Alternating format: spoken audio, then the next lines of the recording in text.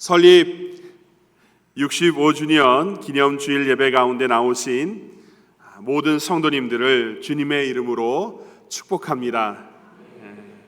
오늘 드리는 설립 기념 예배를 통해 지난 65년 동안 가자 제1교회와 동행하시고 지켜주시며 부흥의 은혜를 베풀어 주신 하나님께 감사드리며 가자 제1교회에게 맡기신 영혼 구원의 선교적 사명과 비전을 다시 한번 마음에 새기는 복된 시간이 되길 주님의 이름으로 소망합니다.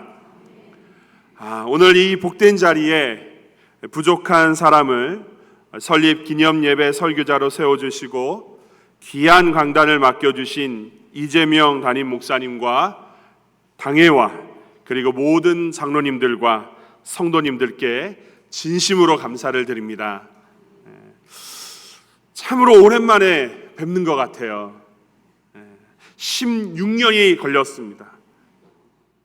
16년이라는 긴 세월이 흐른 뒤에 이렇게 다시 우리 성도님들을 뵙게 되니 감회가 새롭고 하나님 앞에 말할 수 없는 감사가 밀려옵니다. 진짜예요. 혹시 저를 기억하지 못하시거나 지난 16년 동안 어떻게 지냈는지 궁금해하시는 성도님들이 계실 것 같아 잠시 저의 근황을 말씀드리고자 합니다. 저는 16년 전에 가자 제1교회에서 전임 강도사로 사역했고 교육부 총괄과 교구 사역을 담당했습니다. 그 후에 서울 참빛교회로 부임하였고 청년부와 거기서도 교구 사역을 하게 되었습니다. 그곳에서 목사 안수도 받고 아름다운 가정도 꾸리게 되었습니다. 그리고 그 사역을 마치고 평촌에 있는 세중앙교회에서 12년 동안 교구 목사로 사역하면서 목회 훈련을 받았습니다. 그리고 지난해 하나님의 특별한 부르심과 섭리 가운데 용인 수지 죽전에 있는 글로리아 교회의 담임 목사로 청빙받아서 현재 열심히 목회 사역을 잘 감당하고 있습니다. 여러분을 다시 만나 뵙게 되어서 하나님께 감사드립니다. 성령이 너희에게 임하시면 이라는 제목으로 하나님의 말씀을 나눌 때에 교회를 향한 하나님의 비전과 마음을 발견하는 복된 은혜의 시간이 되기를 주님의 이름으로 소망합니다. 사랑하는 성도 여러분, 오늘 본문은 주님께서 부활하신 후 40일간 이 땅에서 하나님 나라를 가르치시고 승천하신 이야기를 기록하고 있습니다. 본문 3절과 11절의 말씀인데 제가 읽어보도록 하겠습니다. 그가 고난받으신 후에 또한 그들에게 확실한 많은 증거로 친히 살아계심을 나타내사 40일 동안 그들에게 보이시며 하나님 나라의 일을 말씀하시느니라. 11절입니다. 이르되 갈릴리 사람들아 어찌하여 서서 하늘을 쳐다보느냐. 너희 가운데서 하늘로 올려지신 이 예수는 하늘로 가심을 본 그대로 오시리라 하였느니라. 친히 살아계심을 40일 동안 보이시며 하나님 나라의 일을 말씀하시느니라. 이 예수는 하늘로 가심을 본 그대로 오시리라.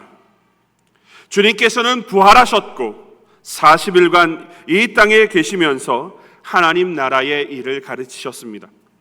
주님께서는 공생의 3년간 제자들에게 이미 가르치시고 훈련시키셨지만 여전히 연약한 제자들과 남겨진 성도들을 위해 하나님 나라에 관해서 다시금 열심을 다하여 가르쳐 주셨습니다. 주님을 배반하고 떠난 제자들을 불러 모으셔서 상처난 마음을 다독이시고 치유하시면서 다시금 사명의 자리에 설 수 있도록 격려하고 돌보신 것입니다. 그리고 그들에게 예루살렘을 떠나지 말고 하나님께서 약속하신 성령을 기다리도록 당부하시고 격려하시며 말씀해 주신 것입니다. 그러자 본문 속의 제자들은 이스라엘의 회복이 언제냐고 예수님께 묻게 됩니다. 본문 6절의 말씀입니다. 그들이 모였을 때에 예수께 여짜와 이르되 주께서 이스라엘 나라를 회복하심이 이때니까 하니. 저는 이 말씀을 대하면서 한 가지 제 눈을 의심했습니다. 그리고 제가 잘못 읽은 것은 아닌지 제 스스로 의심하게 되었습니다. 왜냐하면 부활하셔서 40일간 천국 복음과 하나님 나라에 대해서 가르치신 주님의 의도와는 전혀 다른 생각을 제자들이 가지고 있었기 때문입니다.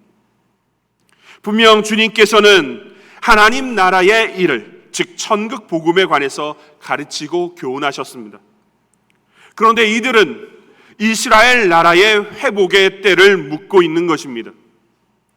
제자들이 주님께 여쭈어 물은 이스라엘의 회복은 로마로부터 정치적인 독립을 의미합니다.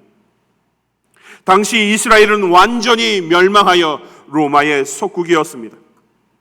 따라서 이스라엘 나라의 회복의 때라는 의미는 이스라엘이 언제쯤 로마로부터 정치적 독립을 할 수 있냐고 묻는 것입니다.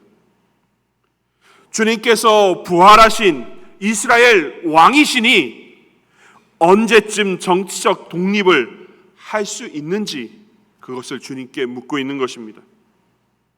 참으로 영적 분별력이 없는 제자들입니다.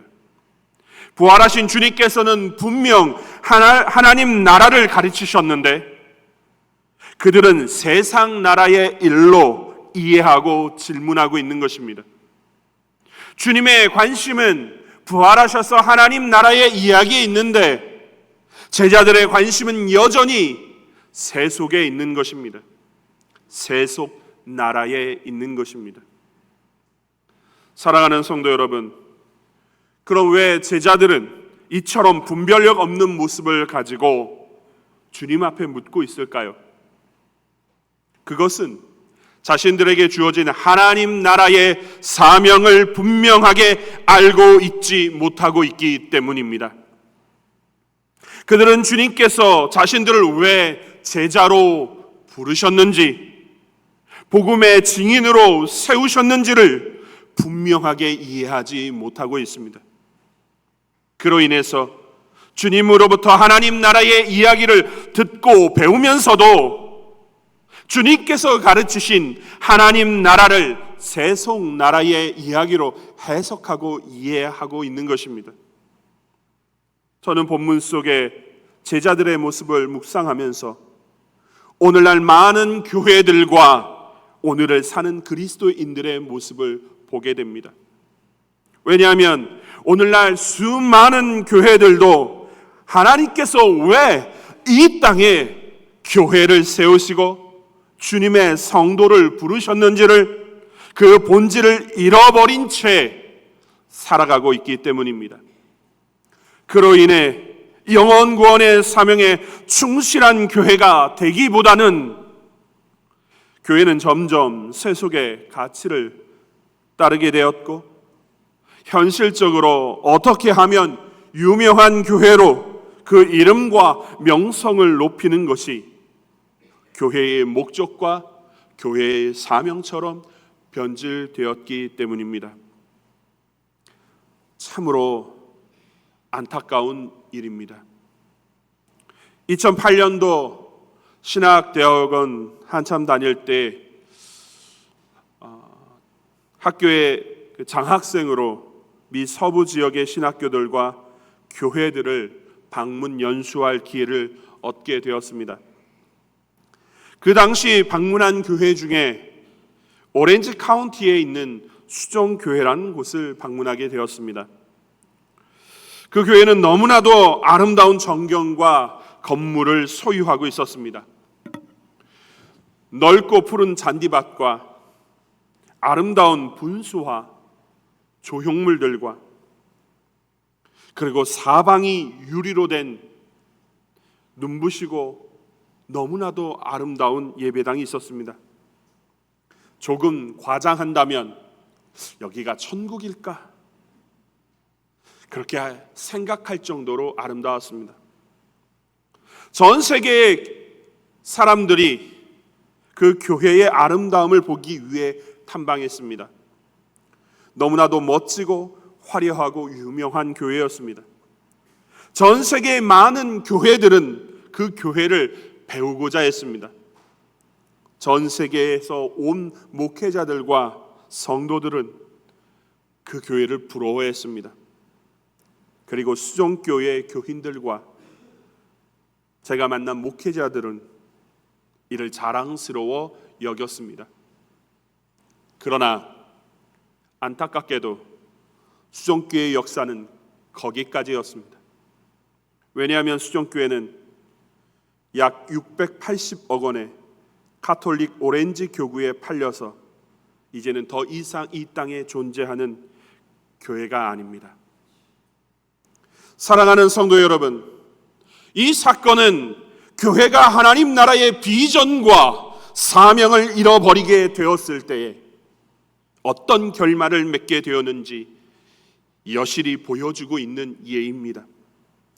교회의 본질인 영혼 구원의 사명과 하나님 나라를 향한 선교적 비전을 망각하고 세속의 가치를 따라 그렇게 살아갈 때에 교회는 교회다움의 아름다움을 잃고 무너지게 되는 것입니다.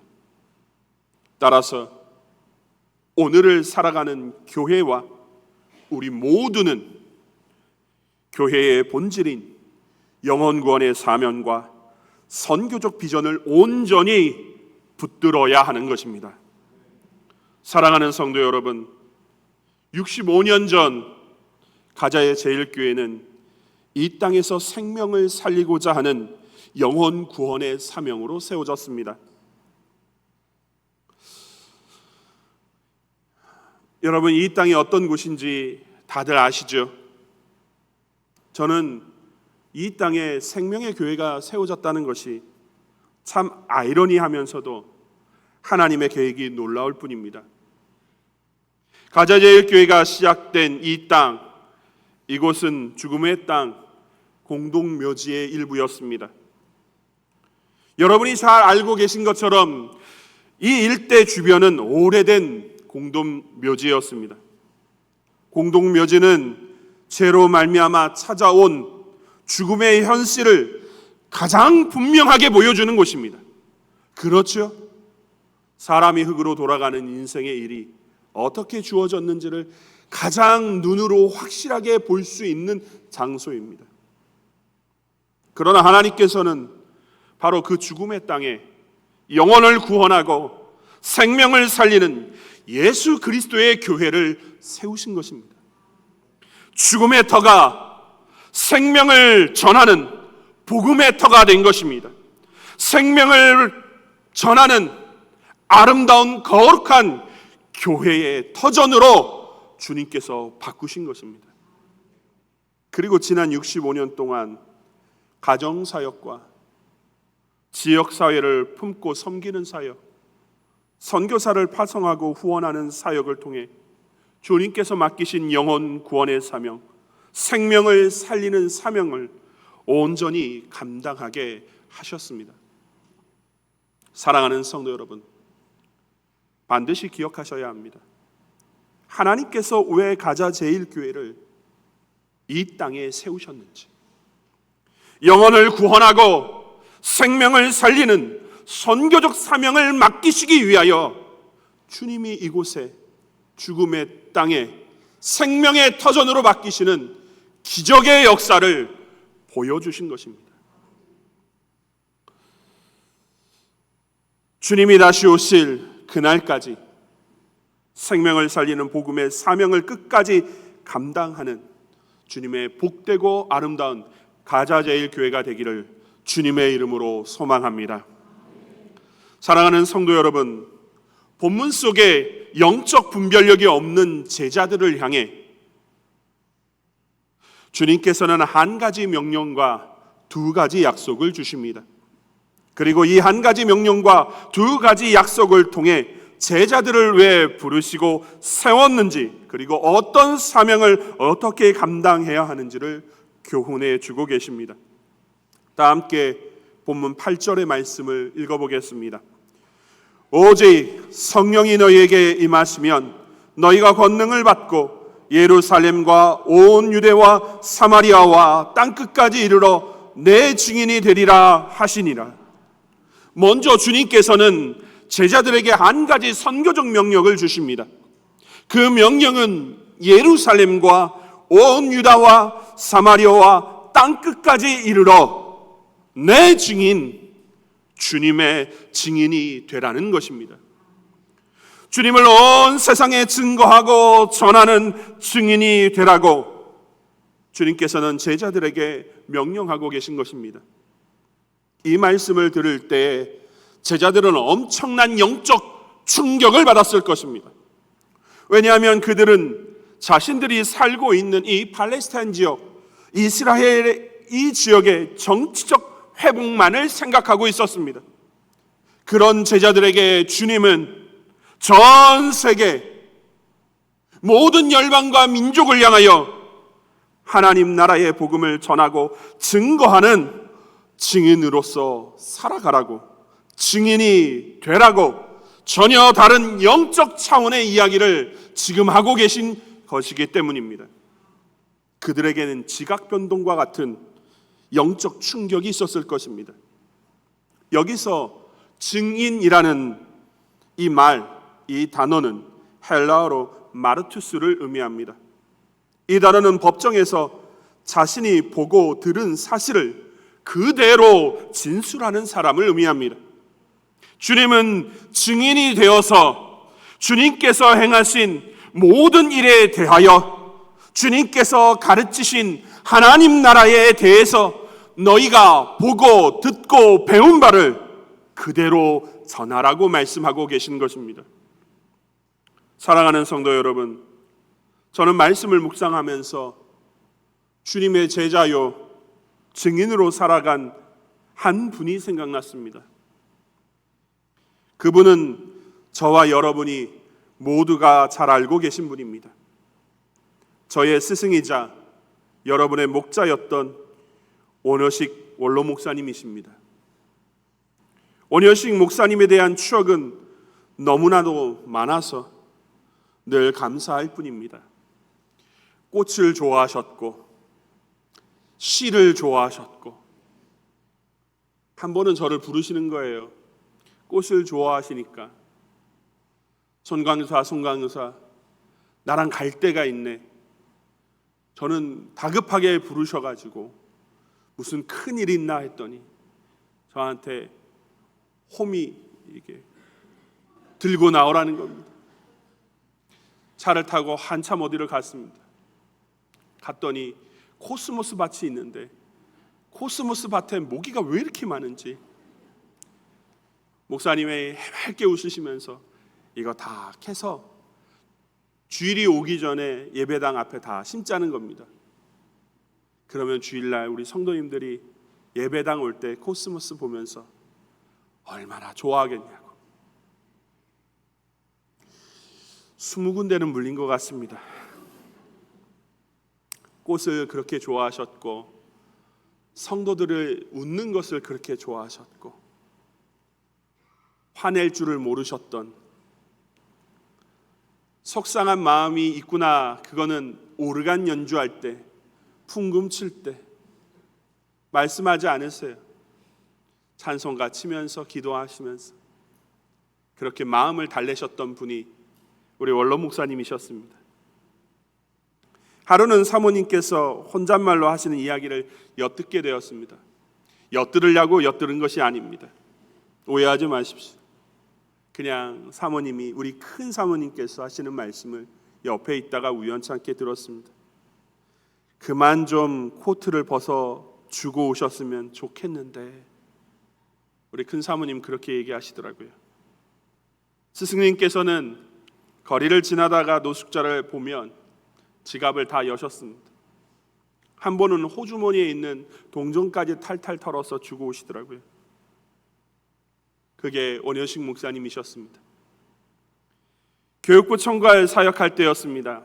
그 당시는 전반기와 후반기로 나누어서 교회 내 어려운 학생들에게 장학금을 지원하는 장학사역을 교육위원회에서 했습니다. 지금도 하고 계실 거라고 생각하는데, 그때는 분기별로 이렇게 등록금을 중학생, 고등학생이 다 내고 또 보충 수업비도 내고 그럴 때였습니다. 당시 원효수 원로 목사님께서 신학대학원 강사료를 모아서 장학 후원금을 마련하셨습니다. 정확히 그때만 그렇게 하셨는지 계속 그렇게 해오셨는지는 저는 잘 모릅니다. 그러나 제가 분명히 기억하는 것은 그해 장학 후원금은 대부분 목사님께서 본인의 강사료로 하셨습니다. 우리 교수님, 우리 목사님은 늘 가자제일교회 장학사역이 커지기를 원하셨어요. 라디오 방송 통신으로 어렵게 공부했던 본인의 어린 시절을 제게 말씀하신 적이 있는데 이렇게 얘기하셨어요. 예수님께서는 배우지 못한 베드로도 가르치셨고 말씀을 듣고 배우기를 원하시는 무리들도 가르치셨는데, 그러니 배우고자 하는 청소년, 청년들을 교회가 도와야 한다고 그렇게 제게 말씀해 주셨습니다. 복음을 전하는 일에도 우리 원로 목사님 예수님의 증인으로 사셨습니다. 늘 품속에 CCC의 사형리를 가지고 다니셨어요. 펼쳐보셨는지 안 보셨는지는 잘 모르겠으나 늘 품에 갖고 계셨습니다. 늘 책상 위에도 있으셨고, 그리고 저를 전도 훈련 시키시겠다고 전도 폭발 세미나에 등록해서 보내신 것도 우리 원로 목사님이셨습니다. 선교에 그 마음의 열정도 있으셨죠. 중국에 있는 신학생들과 지하 교회의 목회자들에게 상담 수업과 성경을 가르치시기 위해 출국하실 일이 있으셨습니다. 그런데 공항에 갔다가 다시 돌아오셨어요. 비자에 문제가 생겨서 출국을 못하게 되셨다는 것입니다. 비자가 발급되는 한 주간 내내 원 목사님은 계속해서 이렇게 얘기하셨어요. 자신만 오기를 손꼽아 기다리는 지하교회 목사님들이 있는데 이거 어떻게 해야 하는가 안타까워하셨습니다. 지하교회의 신학생들과 목회자들을 걱정하셨어요. 뿐만 아니라 매년 청년부는 선교팀을 구성해서 선교 여행을 다녀오도록 하셨습니다. 예수 그리스도의 제자로 온 세계에 복음을 증거하는 일에 힘을 쓰셨어요.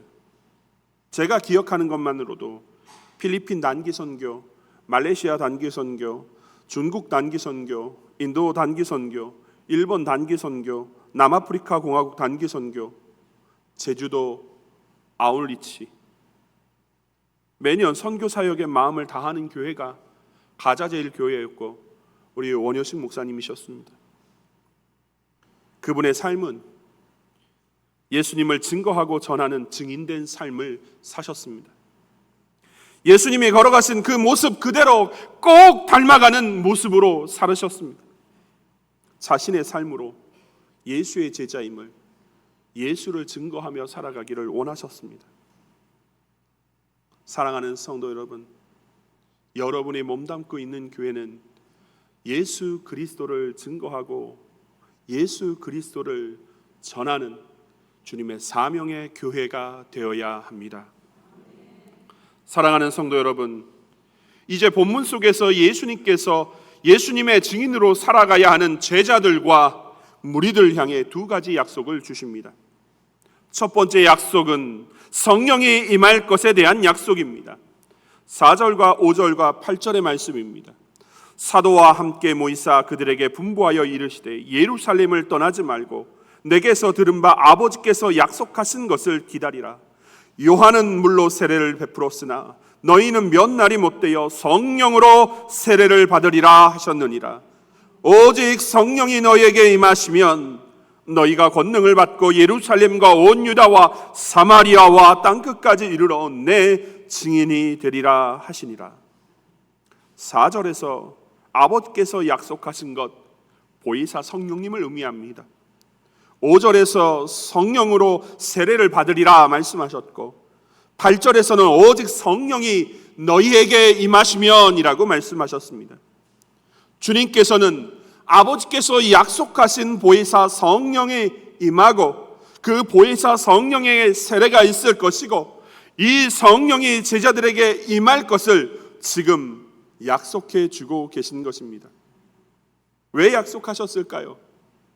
주님의 증인이 되어 예루살렘과 온 유다와 사마리아와 땅끝까지 복음을 전하는 선교적 사역은 우리의 힘으로 감당할 수 없는 일이기 때문에 그렇습니다.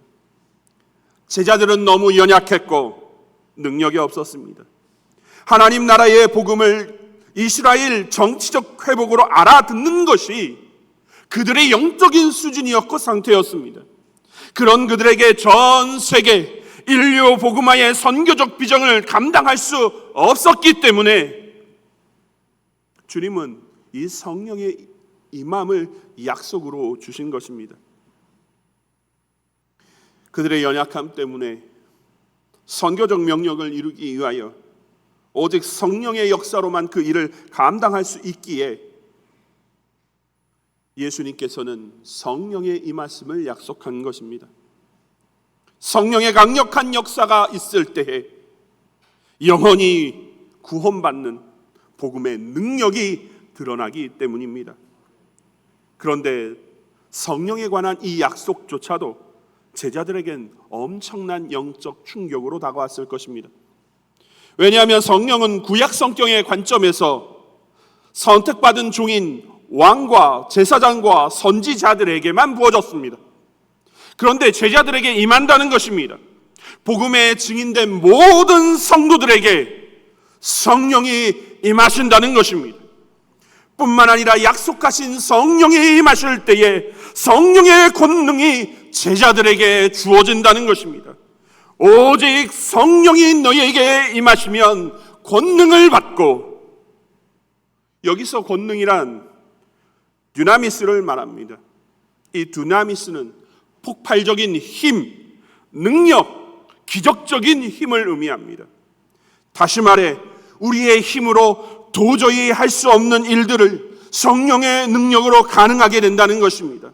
주님의 증인으로 복음을 전할 때에 성령님의 폭발적인 힘과 능력이 드러나게 될 것이라고 주님은 제자들에게 지금 말씀하고 있는 것입니다. 성령의 능력 가운데 죄와 사망에 신음하는 인생들이 거듭나고 주님의 나라가 임하는 놀라운 역사의 연장을 보게 될 것이라고 말씀하고 계신 것입니다. 저는 16년 전, 그러니까 가저제일교회에서 이 복음 훈련, 전도 훈련을 받을 때, 세미나를 갔을 때 경험했던 일이 있습니다. 그때 전도 현장에서 만난 한 할아버지가 있었어요. 그 할아버지에게 복음을 착실히 전했습니다. 복음을 착실히 전했어요.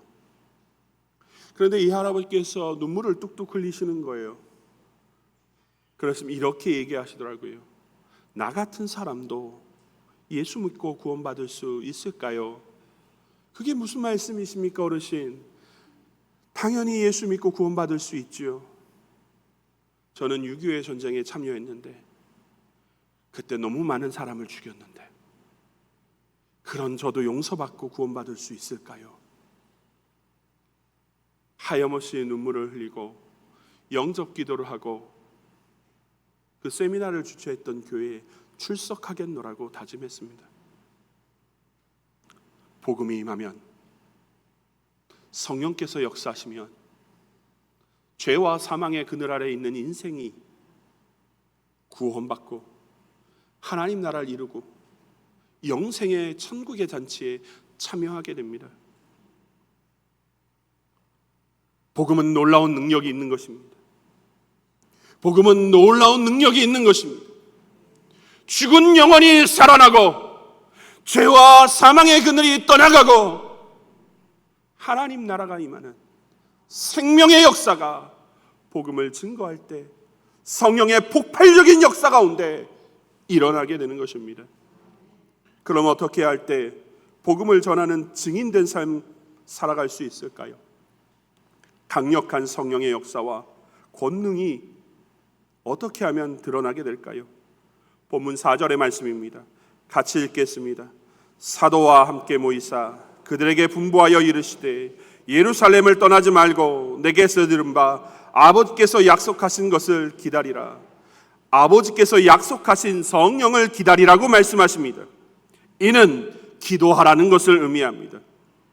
이 말씀대로 제자들은 마가의 다락방에서 120명의 성도들과 함께 성령이 임하도록 간절히 기도했습니다. 그리고 우리가 잘 알고 있는 대로 성령이 오순절날 임하였고 폭발적인 성령의 역사로 말미암아 베드로의 복음 증거 가운데 3,000명이 주님을 영접하고 회심하고 세례를 받는 역사가 일어나게 되었습니다. 그게 예루살렘 교회, 신약의 첫 교회입니다. 물론 이 역사는 단회적으로 일어났습니다. 그러나 성령의 충만함을 사모해야 하는 우리에게, 그리고 복음과 선교라는 선교적 사명을 감당해야 하는 가자 제1교회에게, 우리에게 교훈하고 있는 것이 있습니다. 그것은 성령의 역사, 권능, 성령의 충만함은 성도들이 함께 모여 기도할 때 일어난다는 것입니다.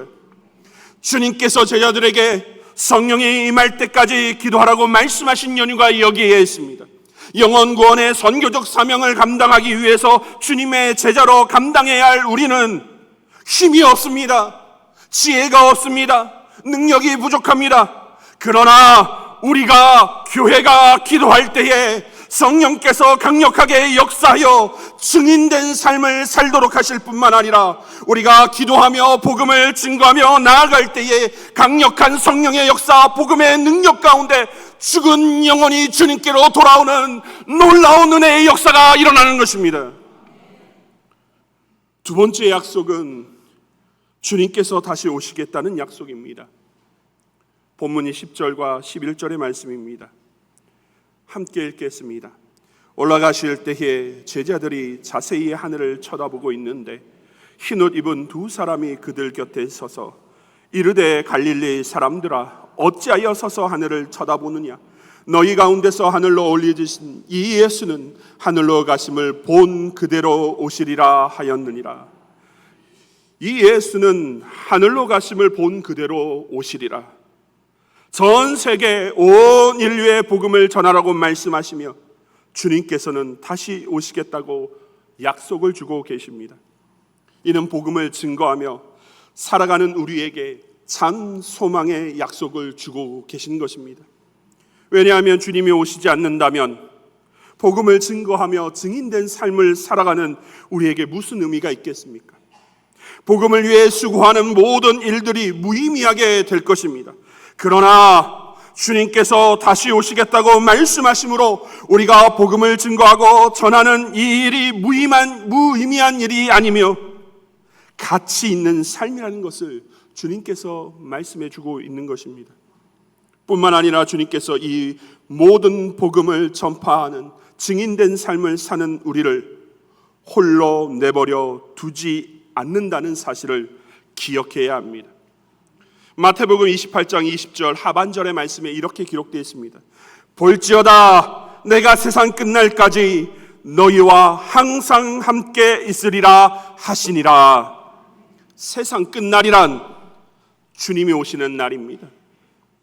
주님이 오시는 그날까지 주님께서 복음을 증거하며 전하는 증인된 우리와 교회 위에 함께 하시겠다는 것입니다. 그러니 힘을 내라는 거예요. 복음을 증거하고 전하는 그 일에 낭망하지 말라는 것입니다. 10년째 전도해도 돌아오지 않는 배우자, 신앙을 잃어버린 것 같은 자녀들, 가족들에게 복음을 증거하는 그 일을 낭망하지 말라는 것입니다. 이 생명의 터전 가운데 가자 제1교회에게 허락하신 영혼 구원의 사명, 선교적 사명, 온 세상에 그리스도의 복음을 증거하고 전하는 영혼 구원의 사명에 힘을 내라는 것입니다. 주님께서 함께하고 주님께서 지키시고 주님께서 돌보시고 우리의 수고와 애씀을 주님께서 알고 계시다고 내가 너희와 함께하니까 교회에게 맡긴 영혼 구원의 사명을 끝까지 온전히 힘을 내어 감당하라고 주님께서 말씀해 주고 있는 것입니다. 말씀을 마치겠습니다. 사랑하는 성도 여러분, 가자제일교회를 향한 하나님의 꿈이 무엇일까요? 2달 전 설립기념주일 설교를 부탁받고 기도하면서 하나님께 물어보았습니다. 가자제일교회를 통해 배출된 많은 목사님들과 선교사님들이 계신데 왜 제게 설립주일 대예배 시간에 하나님의 말씀을 전하도록 하신 연유가 무엇입니까? 주님께 물었습니다. 주님께서 제게 주시는 마음은 죽음의 땅에 예수의 생명의 역사를 일으킨 가자제일교회가 주님이 다시 오실 그날까지 교회의 본질인 영혼 구원의 사명을 붙잡고 생명을 살리는 사역을 온전히 감당해 내기를 바라시는 그것이 주님의 마음이라고 말씀해 주셨습니다. 교회의 본질이 무엇일까요? 이름이 유명해지는 거요? 강단에서 설교하시는 목사님이 스타 목사님이 되는 거예요? 아닙니다. 화려한 예배당을 갖는 거예요? 아닙니다. 주님이 다시 오실 그날을 바라보며 하나님을 예배하는 것과 주님이 오실 그날까지 영혼 구원의 사명을 온전히 감당하며 살아가는 것입니다. 선교적 사명을 감당하는 것이 교회가 돌아가야 할 본질입니다. 오늘 본문은 우리를 교회의 본질로 돌아가라고 격려하고 있습니다. 가자제일교회는 영혼 구원의 사명, 주님의 선교적 사명, 주님 오시는 그날까지 끝까지 온전히 잘 감당하여 여러분 모두가 주님 앞에 설 때에 저희 교회와 여러분 교회가 주님 앞에 단체상을 받는 축복의 역사가 있기를 주님의 이름으로 소망합니다.